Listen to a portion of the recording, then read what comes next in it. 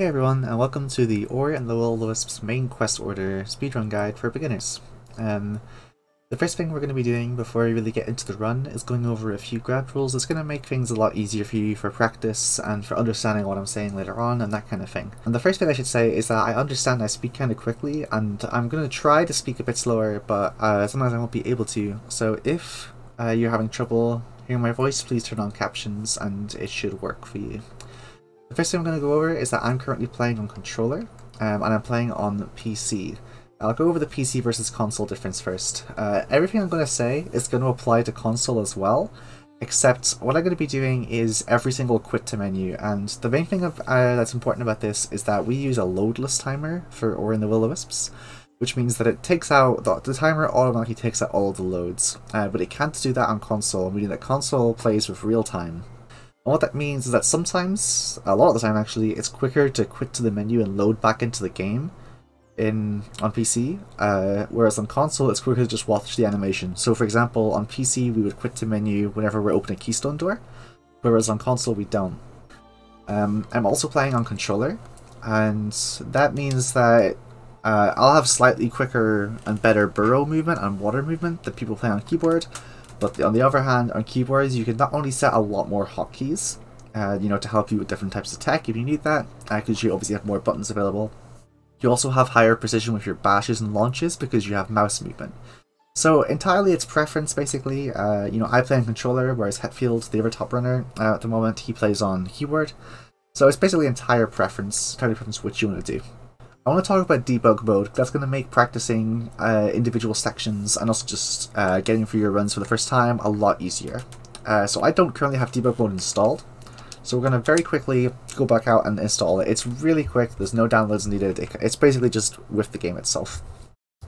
So what we're going to do is open up your file explorer, and then I have it installed on my C drive, so I'm going to go to there. All I'm going to do is make a new folder called Moon, in lowercase, hopefully you can see that. And inside here, I'm going to make a new text document, and it's going to be called Wisps Debug. Okay? And it can be empty, just like this is, and then when we open up the game, this says 1.2 because I just have 1.2 installed. You can have Eva installed. I'll link a guide in the description for how to do that, as Eva is legal for main quest order. I don't want to get into it right now. But whenever I boot up the game, you can see I can load up debug mode. And the way to load up debug mode, hopefully you can see on my controller, is by pressing R3, which is pressing the analog stick in, and you can also press 8 on your keyboard, and both of those will load up debug mode, which has a lot of different handy features. For example, here I can load up any save I want, and I've prepared a pile of saves here that are all the splits and all the sections individually of each part of the run, and it's for the beginners as well, so you'll have the exact setup that for the beginner route, and that's it, perfect. So that will really help for practice if you're struggling on one individual split or something like that. But in the meantime, quickly what I'm going to do, I'm just going to get into game just to load into a section so I can show you some of the tech that you're going to be having to do. There's an important thing that you need regardless of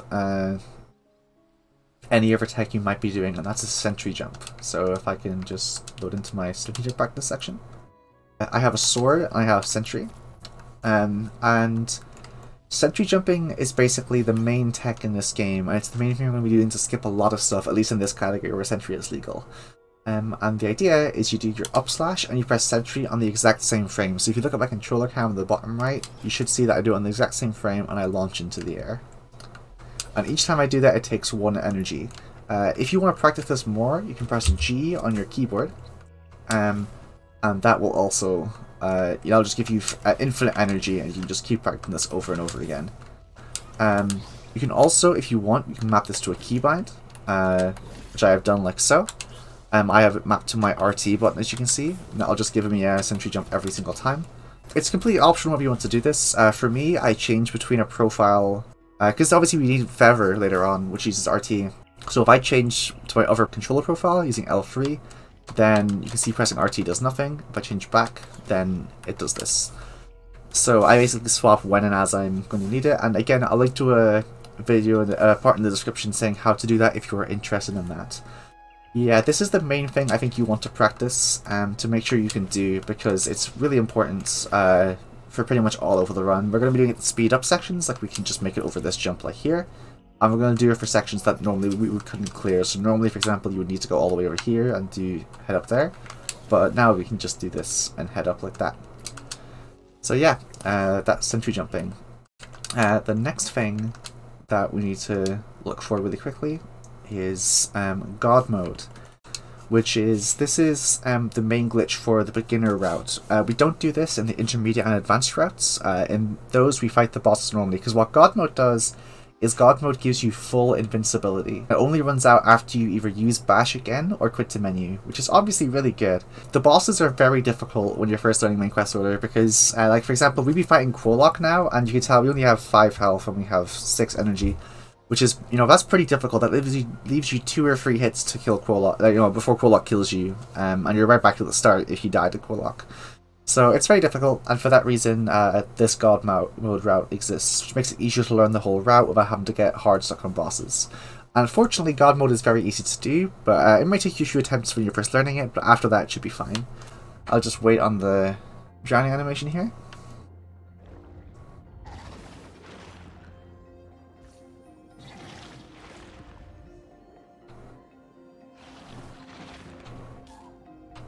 And then just as I'm about to drown, I do the bash.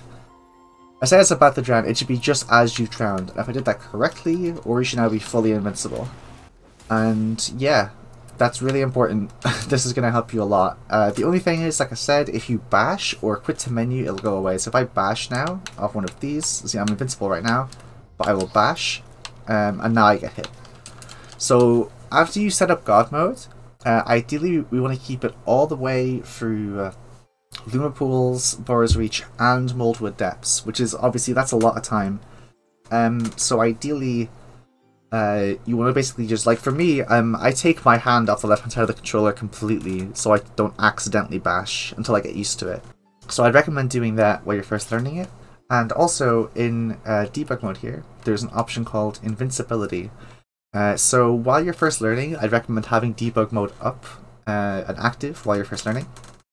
And just, if you accidentally mess up and get rid of God Mode, rather than having to go get it again, because that's quite time consuming, just turn on invincibility and just keep going. So I think it's better to learn the route rather than forcing yourself to get God Mode all the time. It's also worth mentioning that I opened up Live Split here, which you should hopefully be able to see on screen now. Yeah. Now, if you go to Edit Splits, you can see main quest order and Order the Will-O-Wisps are, you know, that's a game, and it has an auto splitter for it.